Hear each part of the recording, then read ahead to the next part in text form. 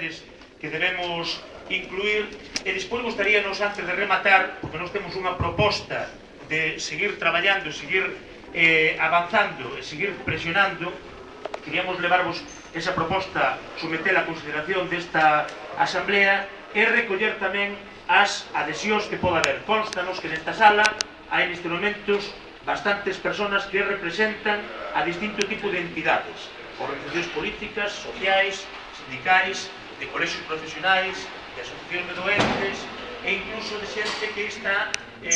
dirixindo institucións públicas, que tamén nos gustaría saber se realmente se vai contar co seu apoio ou non, porque o seu apoio significa poñerse a traballar tamén, é dicir, remar todo no mesmo sentido para realmente acadar os obxectivos que queremos acadar.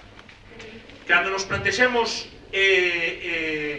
a plataforma en defensa da sanidade pública nunca deixou de existir, sempre se estuvo mantendo reunións e sempre se estuvo mantendo traballo, contactos para incidir todo o que poderamos na mellora da sanidade pública. Sucede que hai momentos nos que consideramos que a situación é especialmente delicada e que require non solamente dun grupo pequeno de traballo, sino da participación de grandes segmentos sociais para que